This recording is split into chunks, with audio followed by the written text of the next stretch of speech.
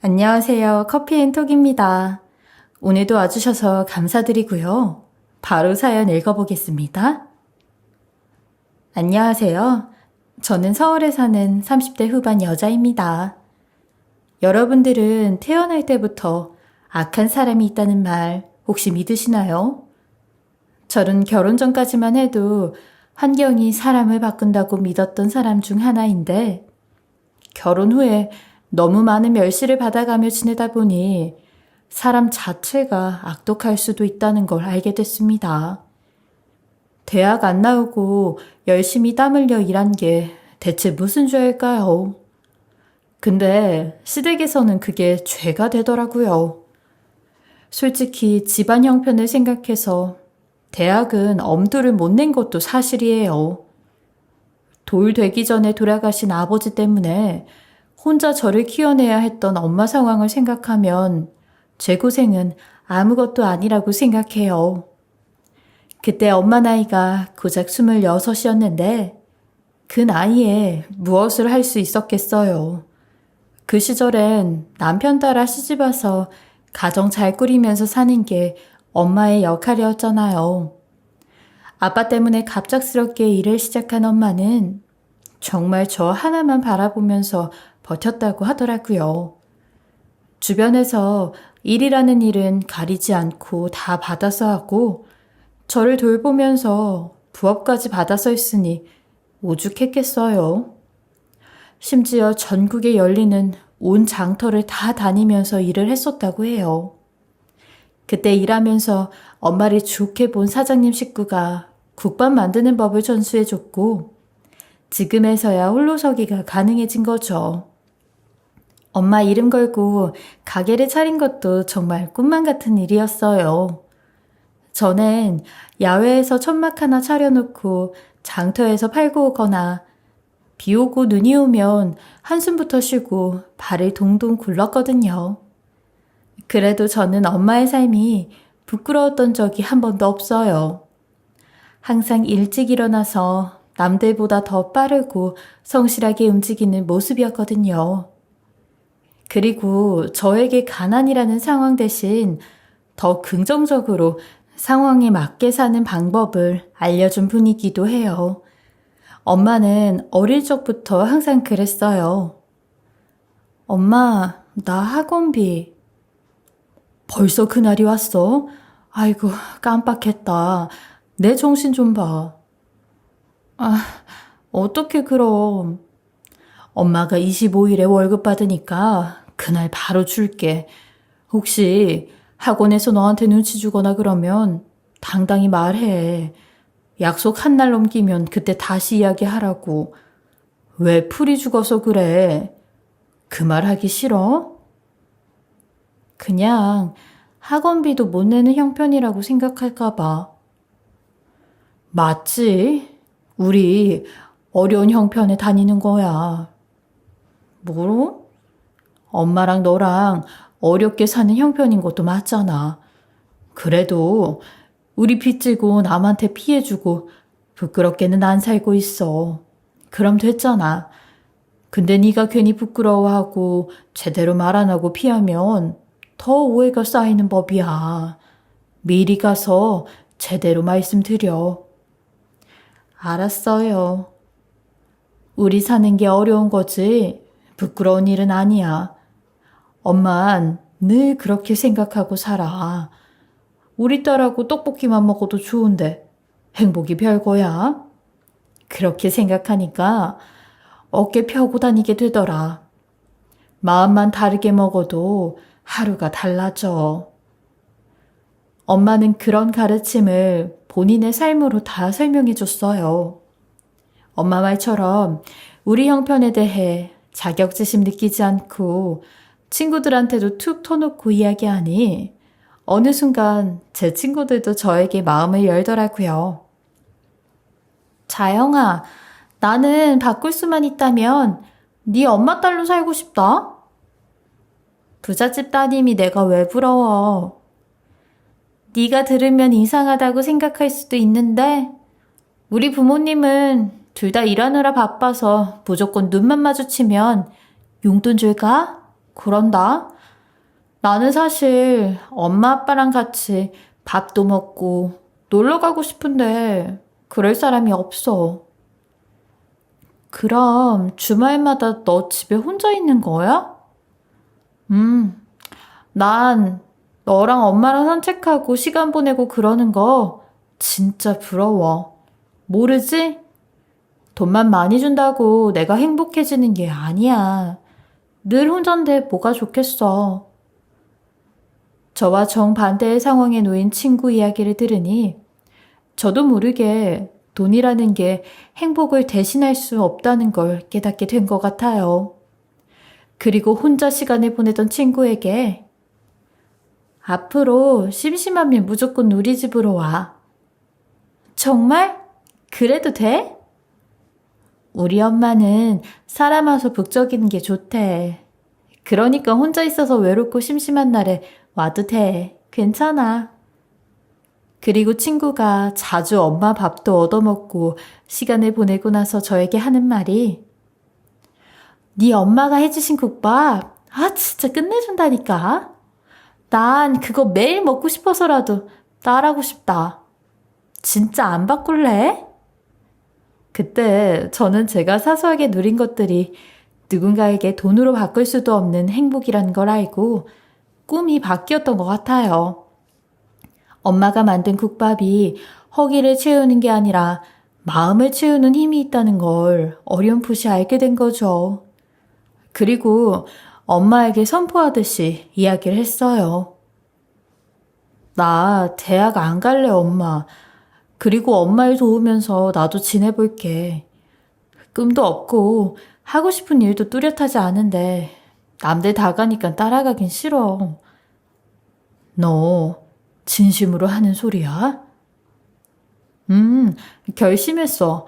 엄마 하는 일 같이 도울 거야.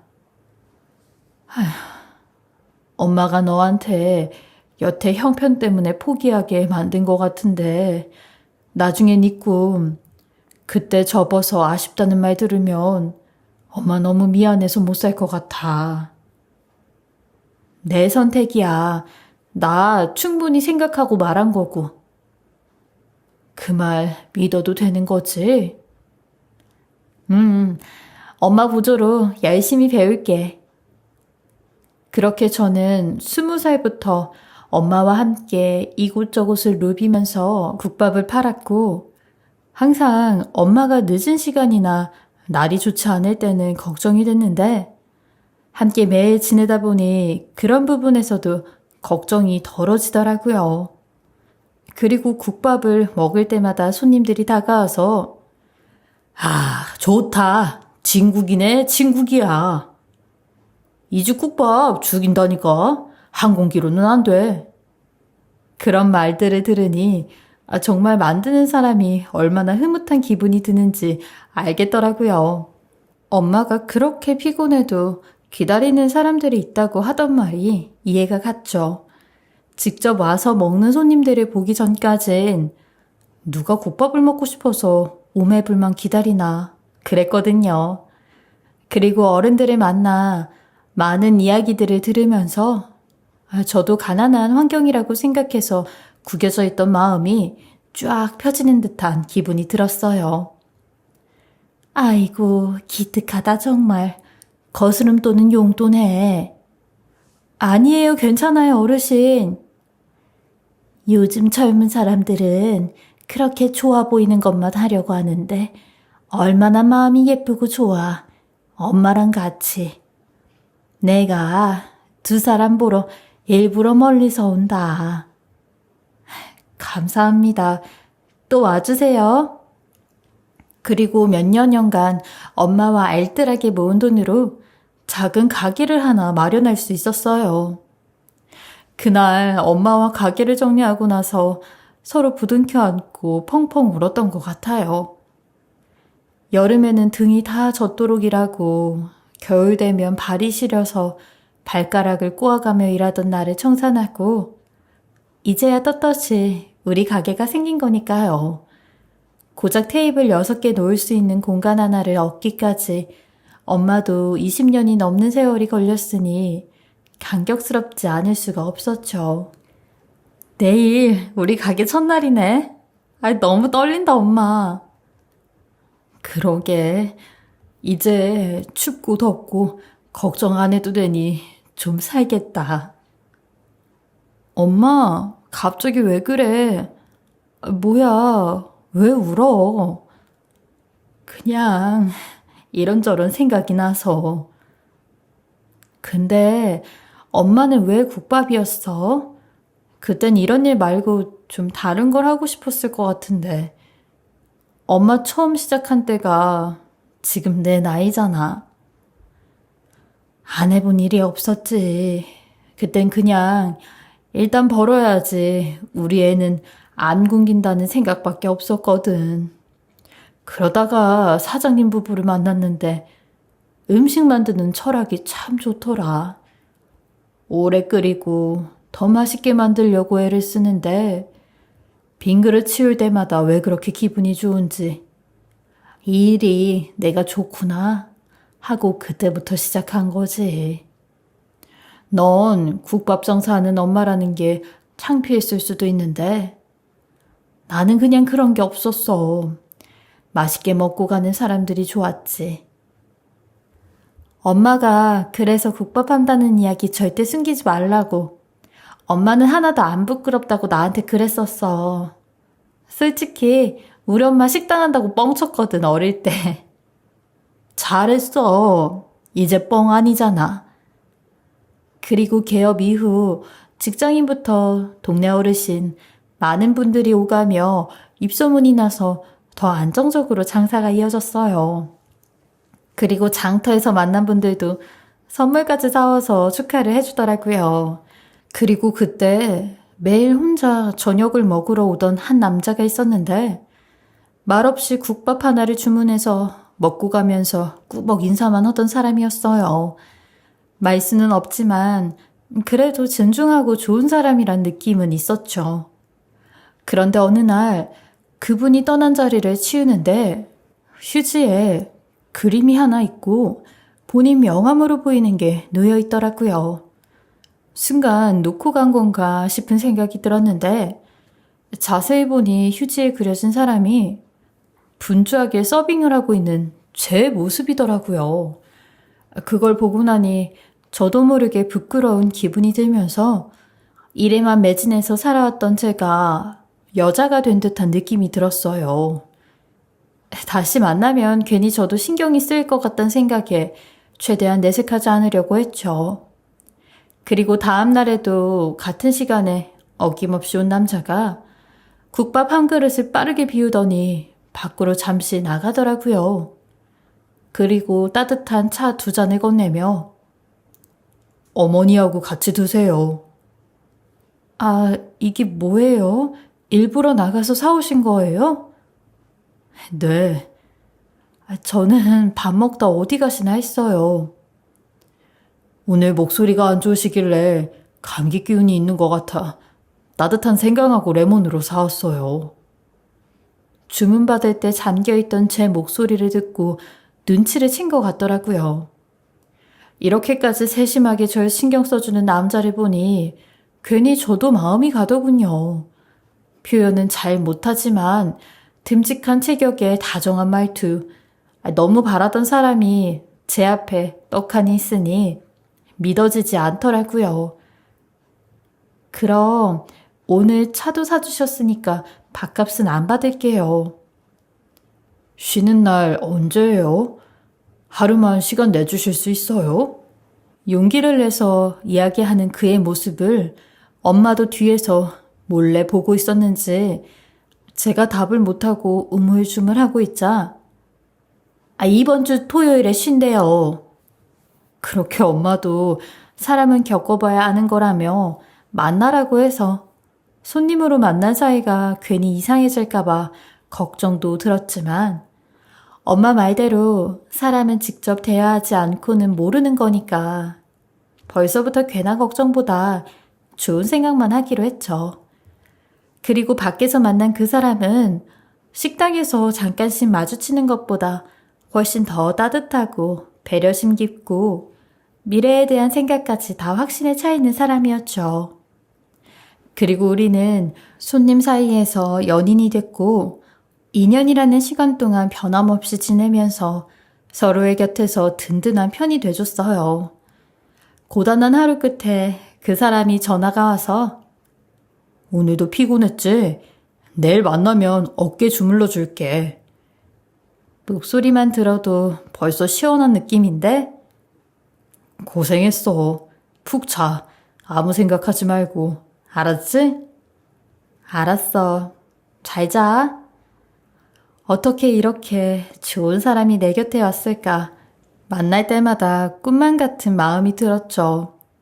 그리고 몇 개월이 흐르자 제게 결혼 이야기를 꺼내더라고요. 사실 결혼까진 저도 두려운 마음이 있었던 것 같아요. 솔직히 마음에 들어 하실까? 걱정되는 마음이 더 크긴 해. 자기는 좋은 대학 나와서 회사 다니는 사람인데 나는 대학도 안 나오고 국밥집 한다고 말하면 식당 하는 것도 당신 직업이고 일이야. 사람 사는 거 똑같지. 어른들은 그렇게 생각 안 하실 수도 있어. 우리 엄마는 이미 알고 계셔. 한번 보자고 하시던데? 그 이야기를 들으니 저도 마음이 조금은 가라앉더라고요. 그리고 예비 시어머니를 처음 만난 날 예상외로 시어머니는 너무 다정하고 부드럽게 저를 맞이해 주더라고요. 듣자 하니 참 고생 많이 하며 산 아가씨던데. 아닙니다. 부족한 게 많아요. 조건으로 보면 알죠? 내 아들 내놓기 어려운 심정. 근데 나 그런 이유로 반대하고 그러는 사람 아니야. 내 아들이 좋다는데 지가 살 사람 찾은 거잖아. 감사해요, 어머니. 원래 자식이라는 게 뜻대로 안 되는 거야. 내 욕심대로 애가 움직여주질 않아. 솔직히 나도 마음에 드는 상황은 아닌데 아들이 하도 좋다니까 그냥 쳐주려고요. 그래도 기회는 있을 거니까 살면서 하나하나 갚아요. 네, 어머니 잘 사는 걸로 갚겠습니다. 그때 살면서 갚으라는 말이 그렇게 무서운 일이 될 줄 알았더라면 시간을 돌려서 이 결혼을 물렀을 거예요. 그래도 저는 시어머니가 아들의 선택을 믿어주는 거라 믿고 편한 마음으로 결혼 생활을 시작했습니다. 그런데 시어머니는 식당에 나가 일하는 제 상황을 알면서도 자주 저를 집으로 부르더라고요. 심지어 남편하고 있을 때는 가려서 말하던 것도 다 사라지고 딴 사람이 돼 있었죠. 가장 거슬렸던 건 저를 부를 때마다 국밥이라는 말을 쓰더라고요. 그때마다 제가 사람이 아니라 뚝배기에 담겨나가는 국밥이 된 느낌이 들었죠. 이 국밥, 대답 안 해? 어머니, 제가 지금 일하는 중인데. 이따가 같이 마트 가자고. 나 무거운 거 혼자 못 들어. 그럴게요. 끝나고 바로 갈게요, 어머니. 그리고 저를 심부름꾼으로 부려먹다시피 쓰면서 조금만 힘든 기색을 비치면 국밥, 너 분명히 약속했어. 살면서 갚겠다고. 생수가 너무 무거워서 숨이 좀 차서 그랬어요. 돼지 피 보고 더한 것도 하면서 생수가 뭐가 무거워? 야, 국밥, 우리 애 부산으로 출장 간다면서? 그때 혼자 집에 편히 있을 생각 말고 우리 집 와서 마저 일 좀 하고 가. 다구도 옮기고 일 많으니까. 그게 어머니 제가 일을 나가긴 하는데. 끝나고 여기로 튀어오면 되잖아. 융통성도 삶아 먹었니? 돼지도 모자라서 그것도 다 먹어치웠냐고. 네, 끝나고 바로 올게요, 그럼. 시어머니 말을 듣고 있으면 제 얼굴이 순간 잿빛으로 변하는 듯한 느낌이 들었죠. 표정 관리가 어려운 때가 오더라고요. 아무리 애를 쓰고 티를 안 내려고 해도 내내 무시하는 말투, 회겨보는 듯한 눈빛, 짐짝 다루듯 해하는 행동을 보면서 얼마나 더 시간이 흘러야 이 관계가 좀 나아질까 아득해지기만 했죠. 그래도 언젠가 이렇게 시간이 흐르다 보면 시어머니도 제 진심을 알아줄 거라고, 그런 날이 올 거라고 생각했어요.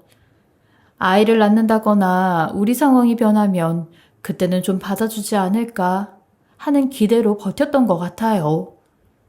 그리고 며칠 남편이 출장을 간 날, 저는 시어머니 말대로 일을 정리하고 곧장 시댁으로 갔죠. 이제야 왔니 너는? 빨리 온다고 했는데 오늘 손님이 계속 있어서요. 너 내 말이 우습지? 어떻게 어머니 말이 우스워요. 아니에요. 그놈의 국밥은 팔아봤자지. 한 그릇에 껌값밖에 안 되는 걸 지 엄마하고 둘이 지지게 먹고 이해가 안 간다. 우리 아들이 옛날부터 동정심이 그렇게 지나쳤어. 반에 어려운 애 있으면 자기 우유 다 주고 오고. 그러니 결국 결혼도 동정으로 했지. 불쌍한 놈 같으니라고. 지 팔자 생각도 안 하고. 그 이야기를 들을 때마다 네 아들이 먼저 다가왔다 라는 말을 소리치듯 하고 싶었지만 꾹 누르며 견뎠습니다. 저 어머니 뭐부터 하면 될까요? 집이 지겨워서 가구나 바꿀까 싶네. 국밥 죽어라 파는 며느리가 지겨운 집을 바꿔줄 것 같지도 않고 내 팔자에 그냥 여기서 죽을 것 같으니까 이 안에서 머리를 써야 나도 좀 살지 않겠니? 제가 장담은 못하지만 나중에라도. 됐다 됐어. 국밥 정사로 집 산다는 얘기를 듣도 보도 못했다 나는. 네 입에 풀칠이나 잘하고 살아. 돼지 피 빼서 그거라도 얻어지면 다행이지. 그래도 장사 해마다 더 잘 되고 있어요. 그러세요. 잘해보세요. 힘써야 하니까 저녁부터 먹어. 나도 지금까지 정리하느라 한 끼도 못 먹었어. 네, 어머니. 넌 그냥 앉아있어. 도울 생각 말고. 저도 도울게요. 싫어, 싫어. 그 돼지 피 비린내 내 부엌에 나는 것 같으니까. 식탁에 가만히 앉아있어. 그게 도와주는 거야. 그리고 준비해 놓은 게 있다면서 식탁에 앉으라더니 큰 국그릇 하나에 갖은 반찬, 국, 밥, 모든 게 그냥 뒤섞여 있는 걸 저에게 내놓더라고요. 마치 그걸 보는데 무슨 개밥이 섞여 있는 것 같았죠. 이게 뭐예요, 어머니? 네 밥이지 뭐야? 아무리 표정 관리를 하려고 해도 그 밥을 보는 순간 저도 모르게 얼굴이 일그러졌죠. 정말 비참했거든요. 어머니 밥하고 다른데요, 제 건? 너랑 나랑 삶이 다른데 왜 밥까지 똑같이 먹어야 될까? 너 국밥집 하니까 이렇게 밥인지 뭔지도 모르는 게 섞여서 더럽게 잘 먹잖아. 왜 갑자기 아닌 척이야? 나는 국밥집 따님한테 어울리는 식사로 준비한 거야. 그래도 이건 너무하잖아요, 어머니. 너무하기는 딱 너하고 어울리는 밥이다. 그럼 어머님 이거 드실 수 있어요? 아니 그걸 어떻게 먹냐, 개밥도 아니고. 그러니까요. 지금 그런 걸 저 주신 거잖아요. 너희 엄마랑 넌 여태 그런 밥 먹고 산 거야. 그리고도 모자라서 그런 밥 먹는 인생들한테 팔고 돈도 받고. 참, 내가 많이 참고 있어 지금. 저희 엄마까지 욕하지 마세요. 아이고 대단한 효녀 났다 정말. 국밥 모녀 잘났어. 그만하시라고요. 네 엄마도 너 나이에 시작했다면서? 꼴 봐라. 나 같음 어떻게든 내 딸 교육시켜서 대학 보냈지. 돼지 삶는 통에 네 인생까지 통으로 삶아버린 거야. 너도 그러니까 네 엄마 많이 원망하면서 살아. 이런 취급 안 받아도 될 수 있었던 걸. 네 엄마가 다 망친 거야. 엄마 욕하지 말라고 말했는데요, 분명히. 제가 선택한 삶이에요. 우리 엄마, 어머니한테 이런 소리 들을 만큼 한순간도 부끄럽게 산 적 없다고요. 어머, 얘 눈 좀 봐. 너 아주 잡아먹겠다. 저 탐탁치 않아 하는 건 아는데요. 그래도 먹는 거로 이렇게까지 하는 건 아니잖아요. 저도 기분 나쁠 수 있는 사람이에요. 사람이라고요. 어디 소리를 질러 이게. 네가 내 앞에서 소리 지를 수 있는 자격 있으려면 넌 그딴 식으로 천하게 국밥이나 팔고 살면 안 됐어. 알아? 자격도 없는 게. 대체 무슨 자격이 있어야 하는데요? 잘 사는 집 따님이 시집 왔으면 내가 이런 데 했겠니? 그 정신 나간 놈이 국밥 먹는 걸로도 모자라서 국밥집 여자를 데려왔어. 그럼 내가 어떻게 살아야겠니? 너도 그랬잖아. 살면서 갚겠다고 약속했잖아. 그동안 어머니가 이름도 안 부르고 국밥 해도 내내 웃으면서 견뎠어요. 그런데 먹는 것 같고 이렇게 사람 무시하는 건 도저히 못 견디겠네요, 저도. 그럼 어떻게 이혼이라도 하게? 네, 100% 어머니 때문에 하려고요. 다른 이유는 아무것도 없어요. 어머니 때문에요. 어머니 때문에 저는 이 집에서 며느리로는 1초도 못 살겠어요. 그럼 너무 잘된 일이다. 잔치라도 하고 싶어. 네가 한 말 절대 무르기 없기야. 알았지? 나도 내 아들 갈라서서 돼지피 말고 인간하고 살길 바라는 심정이었거든. 잘 됐네요, 서로. 그렇게 저는 시댁에서 처음으로 큰 소리를 쳐보고 나와 아무도 모르는 공원에서 한참을 펑펑 울었습니다. 그런 여자 하나 때문에 평생을 쏟아 이룬 것들이 아무것도 아닌 게 되어버렸다는 게 너무 분하고 원통하더라고요. 어릴 때 엄마가 말했던 것처럼 마음먹기에 따라 행복이 달렸다는 그 말을 계속 되뇌며 혼잣말로 다 끝났어. 괜찮아. 괜찮다. 그 말을 반복했어요. 그리고 핏대를 높이며 시모와 다툰 사이 엄마한테 전화가 몇 통이나 와 있더라고요. 애써 울었던 목소리를 감추고 전화를 건 순간 엄마 목소리가 격양된 게 느껴졌어요. 자경아, 이게 무슨 일이야? 왜 엄마, 가게에 무슨 문제라도 있어? 그 유명한 거기 있잖아. 그 회사 사람들이 찾아와서 엄마 국밥을 제품으로 출시해보고 싶대. 계약금이랑 말하는데 이게 꿈인지 생신지 모르겠어. 너 얼른 와서 엄마 한번 꼬집어줘. 정말? 사기 아니지? 아니, 우리를 어떻게 알고? 우리 단골이었던 분 아들이 개발팀에 다니는 모양인데 아버지가 여기 국밥이 최고라고 매일 그 얘기를 해서 얼마 전에 포장해 간 걸 먹어봤다 그러더라고. 엄마, 너무 잘됐다. 내가 바로 갈게. 금방까지 눈물 닦고 있던 제가 맞는지 의심될 정도로 부랴부랴 택시를 잡아 타고 집에 가서 보니 대기업에서 계약서까지 제대로 잘 만들어서 보내왔더라고요. 엄마와 제 이름까지 따서 로고도 만들고 그걸 보니 여태 해온 일이 엄마와 저에게만 의미 있는 게 아닌 것 같다는 생각이 들어서 또 한 번 감격의 눈물을 흘렸어요. 엄마, 우리 요즘 기뻐서 맨날 운다. 그치? 아까 정말 너무 놀라서 말이 안 나오더라니까. 로고 보니까 우리 이름 걸고 하는 기분도 들고 요즘 사람들 밥해 먹기도 힘든데 이걸로 그 사람들 식사를 책임지는 거니까 의미 있는 일이라고 그러더라. 당연하지. 우리 둘이서 하기에도 힘들 거야, 아마. 공장 가서 다 확인하고 과정이 복잡하더라고.